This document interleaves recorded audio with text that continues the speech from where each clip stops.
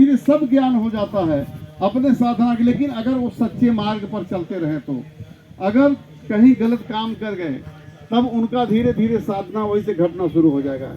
इसलिए मेरे प्रेमी भाई बहनों, स्वामी जी महाराज बराबर कहते रहते थे कि बच्चा, आपको इस संसार में ज़्यादा दिन नहीं रहना, क्योंकि आपको जो ये शरीर मिला है किराए का है, आपका अपना नहीं है।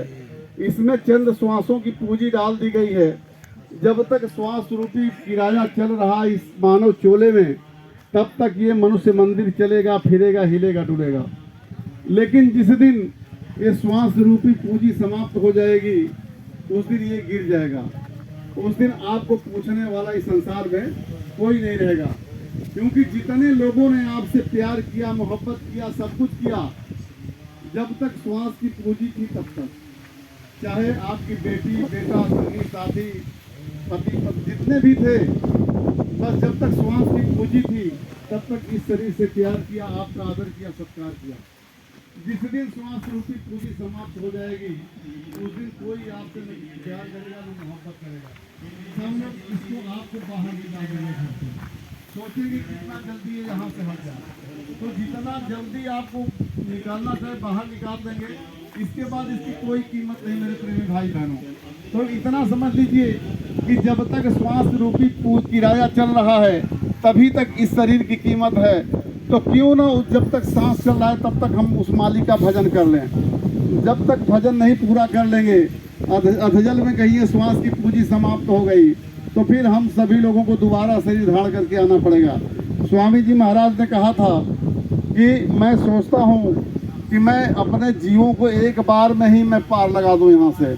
और मालिक ने कहा ये भी कि जब तक मेरा एक भी शिष्य इस धरा पर रहेगा, तब तक मैं आता रहूँगा उसको लेने के लिए।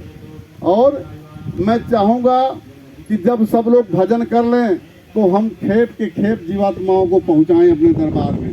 लेकिन हम सभी लोगों के कर्म जैसे हैं, तो क्या मालिक खेप के खेप पहुँचा सकते हैं? तो हम सभी लोगों को अपने में सुधार लाना है। देखिए, अपना फीडबैक बहुत ज़रूरी है। एक छोटा सा दृष्टांत सुना रहा हूँ सभी लोगों को। एक बार एक महात्मा जी घूमते हुए से जा रहे थे, एक गांव से गुजरे, तो उन्होंने देखा कि एक पेड़ के नीचे गांव में ही 2-3 आदमी बैठ करके शराब पी रहे थे। तो महात्मा जी ने ये सोचा कि देखो ये बेचारे कितने अज्ञानी हैं, ये अनजाने में जहर पी रहे हैं।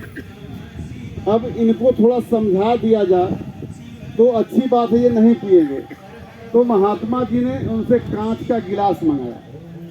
कांच के गिलास में उन्होंने थोड़ा सा शराब डाला, मदिरा।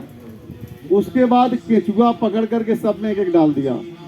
थोड़ी देर के बाद देखा तो वो केचुए के 2-3 टुकड़े हो गए शराब के अंदर।